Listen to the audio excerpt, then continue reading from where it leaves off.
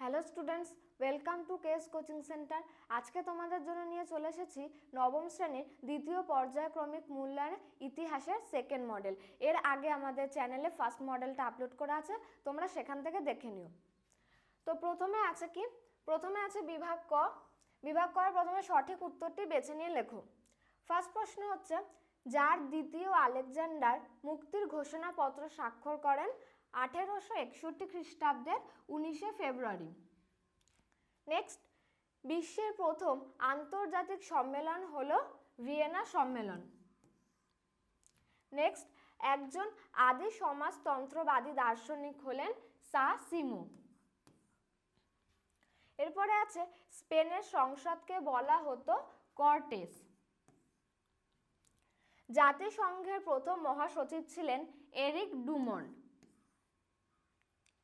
Imperialism study গ্রন্থটির রচয়িতা হলেন হবসন। ইউরোপের প্রধানমন্ত্রী বলে অভিহিত করা হয় মেটারনিখকে। হিমলার কোন বাহিনীর প্রধান ছিলেন? অ্যান্সার হবে ডি, গেস্টাপো বাহিনীর। এরপরে চলে আসছে বিভাগ ক। বিভাগ ক প্রথমে আছে নিম্নলিখিত প্রশ্নগুলির নির্দেশ অনুযায়ী উত্তর দাও। তো ফার্স্টে আছে একটি বাক্যে উত্তর দাও। প্রথম প্রশ্ন হলো, জোসেফ মাৎসিনি কত খ্রিস্টাব্দে ইয়ং ইটালি দল গঠন করে? অ্যান্সার হবে 1831 খ্রিস্টাব্দে। নেক্সট আছে, ওয়াটার ফ্রেম কে আবিষ্কার করেন? অ্যান্সার হবে রিচার্ড আর্করাইট। এরপরে কোন সন্ধির দ্বারা রাশিয়া প্রথম বিশ্বযুদ্ধ থেকে সরে দাঁড়ায়? ব্রেস্ট লিটোভস্ক চুক্তি। এরপরে আছে ঠিক বা ভুল নির্ণয় করো। জুলাই বিপ্লবের ফলে যে প্রজাতন্ত্র প্রতিষ্ঠিত হয় তা দ্বিতীয় ফরাসি প্রজাতন্ত্র নামে পরিচিত। বিবৃতিটি ভুল।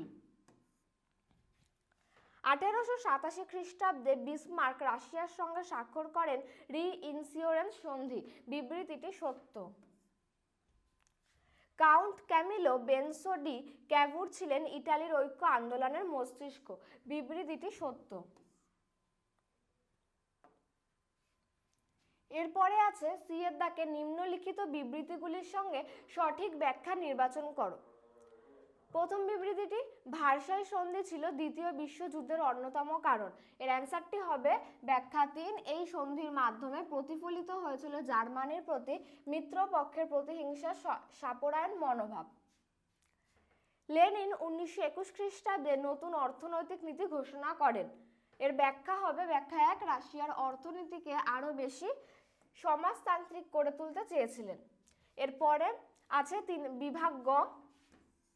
বিভাগ গতে রয়েছে, নিম্নলিখিত প্রশ্নগুলির 2-3টি বাক্যে উত্তর দাও, যে কোনো 4টি। প্রথম প্রশ্নটি রয়েছে, ওয়েল্ট পলিটিক নীতি কাকে বলে? তোমরা দেখো পুরো অ্যান্সারটা এখানে আছে। তোমাদের পুরো পিডিএফটা দিয়ে দেওয়া হবে, লাস্টে নাম্বার দিয়ে দেবো, কিন্তু তোমরা পিডিএফ হোয়াটসঅ্যাপে পাওয়ার আগে আমাদের ভিডিওটাকে একবার সাবস্ক্রাইব এবং শেয়ার কমেন্ট করে দিলে আমাদের হোয়াটসঅ্যাপে পিন করলে আমরা হোয়াটসঅ্যাপ থেকে পিডিএফ দিয়ে দেবো। প্রথম উত্তরটা এখানে দেখে নাও। এরপরে আছে, ওপেন ডোর পলিসি কি? তারপরে আছে, হুবার মোরাটোরিয়াম কি? তোমরা দেখে নাও এখানে আনসারগুলো। নেক্সট আছে, জুলাই অর্ডিন্যান্স কাকে বলে? এরপরে আছে, কনসার্ট অফ ইউরোপ কি উদ্দেশ্যে গঠিত হয়েছিল? এরপরে আছে বিভাগ ঘ। বিভাগ ঘতে রয়েছে, নিম্নলিখিত প্রশ্নগুলির 7 থেকে 8টি বাক্যে উত্তর দাও, যে কোনো 2টি। প্রথম প্রশ্নটি রয়েছে, শিল্প বিপ্লব ইউরোপের সমাজ ব্যবস্থার ক্ষেত্রে কি প্রভাব ফেলেছিল? তোমরা উত্তরটি দেখে নাও। এর পরের প্রশ্ন, ইউরোপের ইতিহাসে মহামন্দার প্রভাব আলোচনা করো। এর পরের প্রশ্ন রয়েছে, জার্মানির ঐক্য আন্দোলনে বিসমার্কের ভূমিকা আলোচনা করো।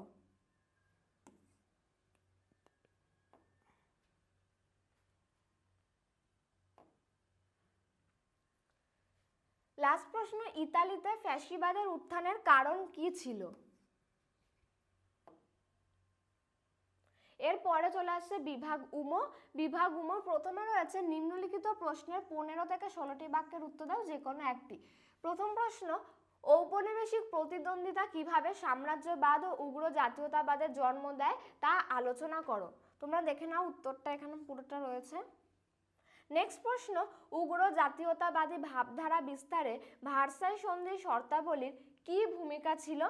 স্পেনের গৃহযুদ্ধকে দ্বিতীয় বিশ্বযুদ্ধের মহড়া বলা হয় কেন?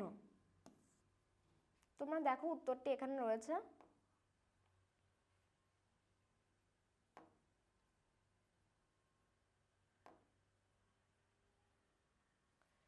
এর পরের প্রশ্ন, ফেব্রুয়ারি বিপ্লবের প্রত্যক্ষ কারণ কি ছিল? ফ্রান্সে এবং ফ্রান্সের বাইরে এই বিপ্লবের কি প্রভাব পড়েছিল?